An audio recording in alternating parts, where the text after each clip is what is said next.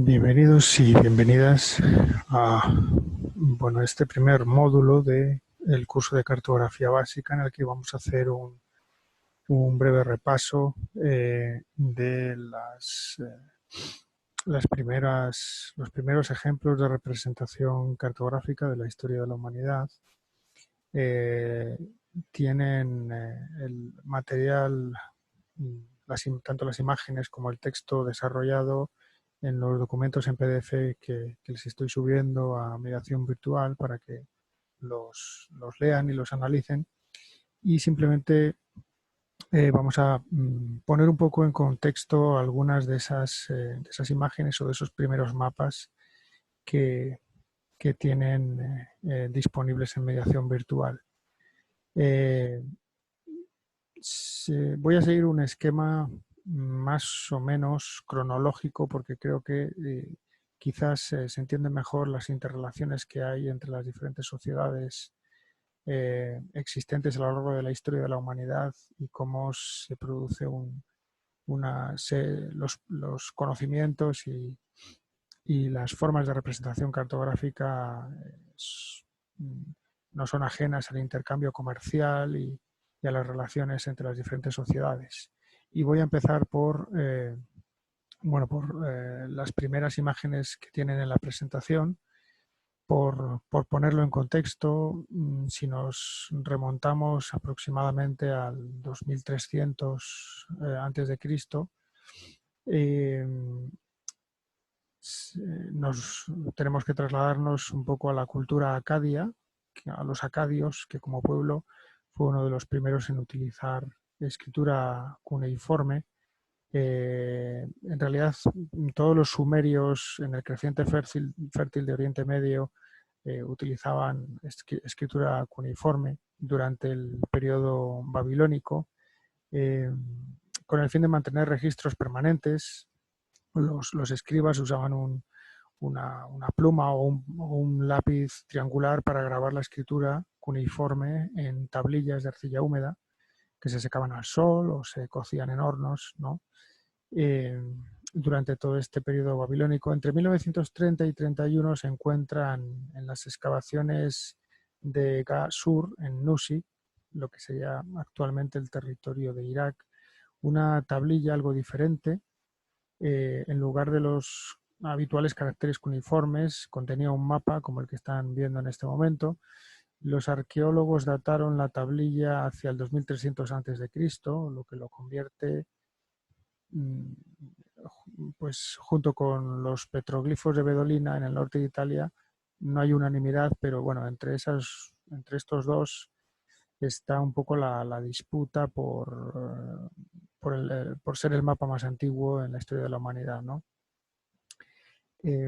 Aunque resulta difícil descifrar las líneas inscritas en la arcilla, los expertos coinciden en que se representan superficies de tierra. Probablemente es un plano de propiedad.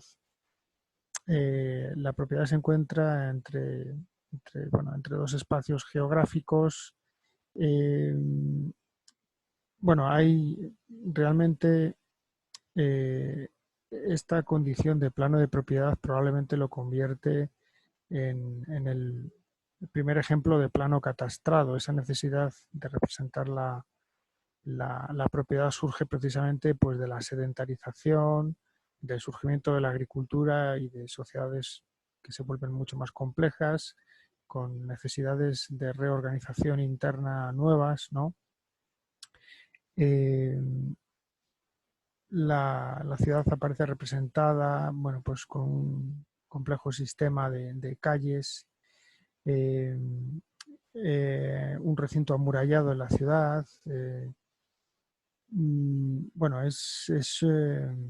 Realmente es una de esas primeras necesidades de delimitar la propiedad. Se observan líneas gruesas que representan caminos y estructuras rectangulares que representan propiamente las propiedades, ¿verdad?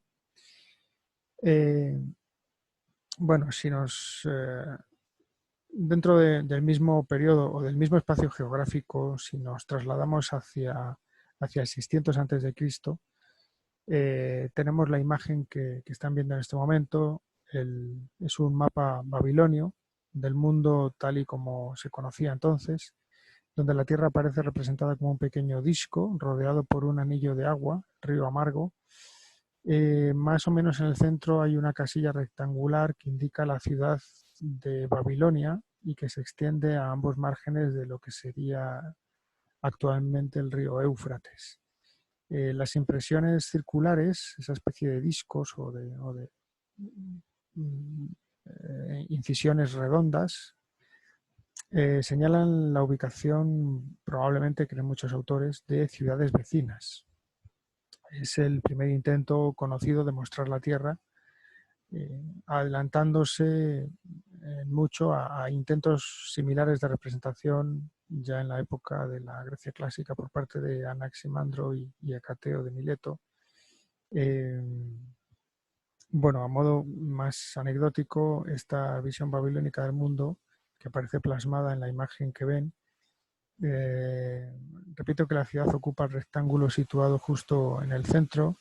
Las montañas que se ven al norte, hay que aclarar que la tablilla en realidad está invertida, es decir, lo que hay abajo no es el sur, sino el norte, ¿verdad?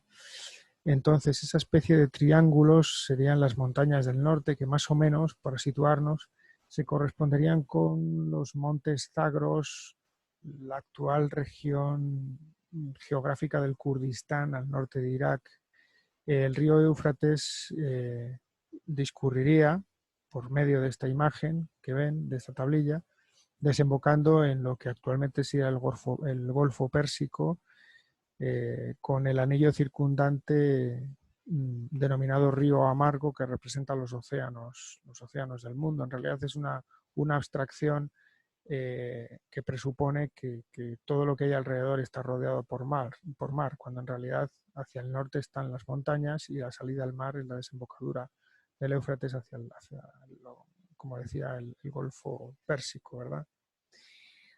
Bueno, si seguimos viendo algunos otros ejemplos, hay muchos otros, ¿verdad? Estoy escogiendo algunos paradigmáticos o representativos de lo que son estos primeros intentos de representar la Tierra cartográficamente. Probablemente cuando vean esta imagen no resulta fácil contextualizarla, ponerle, digamos, una etiqueta que nos diga el momento y el área geográfica en el que situar esta representación. Resulta complicado. Bueno, hay una palabra aborigen australiana denominada alcheringa, que suele traducirse como ensueño, aunque no hay una equivalencia exacta en otros idiomas, y normalmente denota una época primigenia, sagrada, durante la creación del mundo, dentro de la cosmografía aborigen australiana, ¿no? En la que los antepasados totémicos de todas las criaturas vivas vagaban por la Tierra. Se creía que los omnipotentes antepasados de orugas, canguros, escorpiones, etcétera, todos los animales, formaban un mundo cuya creación, en realidad, es producto de la ensoñación de su existencia. La religión aborigen tradicionalmente mantiene en estos entes inmortales que todavía habitan la Tierra, se cree que están en un estado onírico o estado de hibernación en las rocas, en los emplazamientos sagrados del paisaje. Son seres sobrenaturales que habitan como elementos del paisaje geográfico reconocidos y también constituyen guías prácticas del mundo actual, ¿no? Y del mundo natural. Bueno, el concepto de ensueño es común a todos los pueblos aborígenes de Australia, aunque existen variaciones. Son sociedades tradicionales, obviamente, donde todas las personas saben cómo identificar en la Tierra a esos espíritus ancestrales y cómo comunicarse con ellos, porque de lo contrario las consecuencias son fatales, ¿no? El aprendizaje de los mitos y rituales relacionados con estos antepasados constituía una forma de supervivencia. de viajar con seguridad de un punto de agua potable a otro, por ejemplo, o de un punto de caza hacia otro en función de la época más propicia para sacar provecho, también dependiendo de las migraciones animales, ¿no? Entonces, un poco dentro de todo este contexto es donde podemos situar esta cartografía de patrones eternos. Aquí no hay una diferenciación entre lo sagrado, lo cosmográfico y lo cartográfico. Todo está unido porque todo el conocimiento se plasma en una imagen como esta, ¿no? Eh, bueno, a modo de apunte anecdótico, lo que tenemos presidiendo la imagen o en el centro de esta representación denominada Gumat Lore, el poder del cocodrilo vinculado al fuego, la figura que vemos en el medio, ¿no? Es el cocodrilo Barú que lleva el fuego y desde ahí se extiende por todo el país, representado por rombos la parte de la tierra emergida, la zona seca, eh, la parte acuática que se intuye bastante bien que es lo que está por debajo del cocodrilo. En cierto modo, pues en una sociedad de este tipo la pirámide trófica no la preside el hombre, sino el cocodrilo, ¿no? Y bueno, este tipo de representación pertenece a, bueno, por situarla geográficamente tendríamos que irnos a lo que es el actual estado de Queensland, al norte de Australia, ¿no? No son mapas tal y como los entendemos actualmente, pero son formas de representar el entorno conocido. Probablemente sí estén más familiarizados con esta otra imagen, ¿verdad? Eh, bueno, los Nazca eran un pueblo sudamericano cuya cultura florece aproximadamente entre el 200 y el 600, 200 antes de Cristo y 600 después de Cristo, en el extremo meridional de lo que sería actualmente Perú. Es una región inhóspita, árida, con presencia de desiertos, una meseta azotada por el viento y la sequía. Y en ese contexto geográfico, bueno, pues dejaron testimonio de su existencia con una cerámica delicada y cromáticamente muy rica, y sobre todo, por lo que son más conocidos, es por estas enormes figuras dibujadas en el suelo del desierto, las conocidas como líneas de Nazca, que son contornos con el aspecto de animales, pájaros, monos, incluso antropomórficas, como en este caso, eh, árboles, en ocasiones flores. Muchas de estas formas miden más de 91 metros de ancho y tan solo pueden verse desde el aire. Así es como se descubrieron por primera vez hacia 1927. Eh, Además hay figuras geométricas regulares como espirales, triángulos, rectángulos, matrices de líneas rectas, con una apariencia difícil de explicar, aparentemente arbitraria.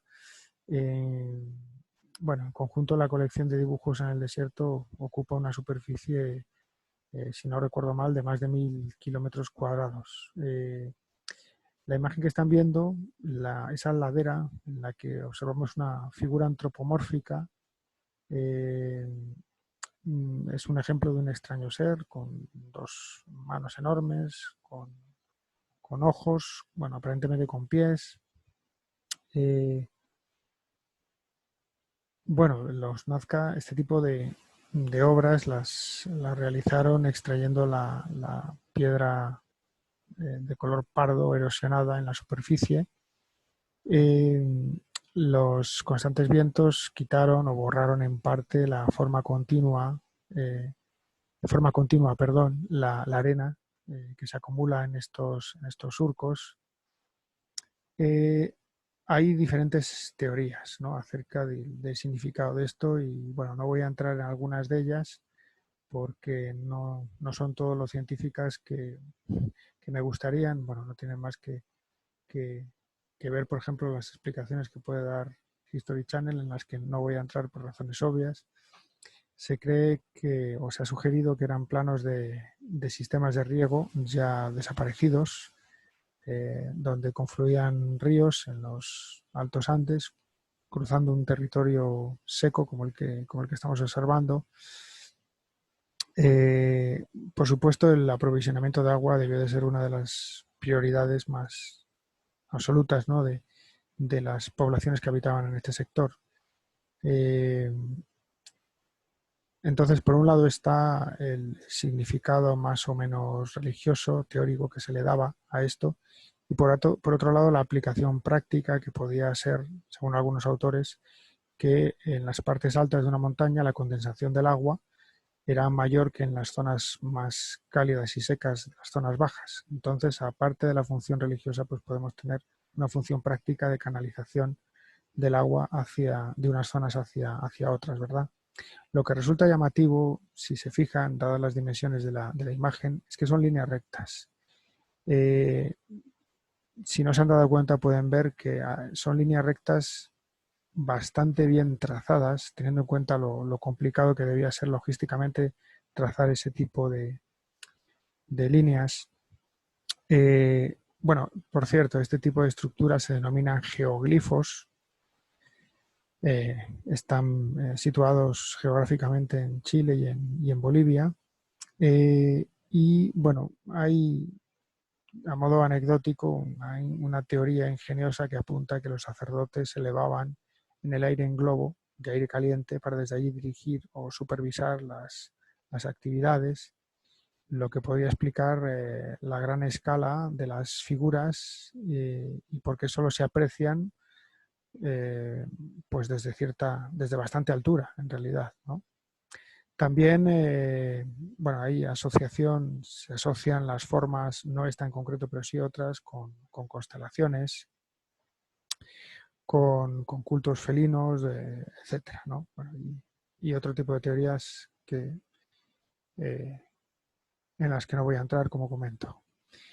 Bueno, esa es la zona geográfica en la que se encontraron estos geoglifos, estos primeros intentos de representación del espacio conocido inmediato. Y como no podemos centrarnos, hay que tener en cuenta que la cartografía es innata a la propia inquietud del ser humano por representar su entorno geográfico inmediato. Entonces, si damos un enorme salto geográfico y en parte también temporal, y nos vamos a la cartografía china, que es lo que aparece representado en la imagen que tienen actualmente delante, eh, bueno, el primer estudio de China se elabora más o menos en la misma época. El primer estudio sobre la cartografía china es más o menos contemporáneo a la antigua Grecia, a la Magna Grecia, ¿no?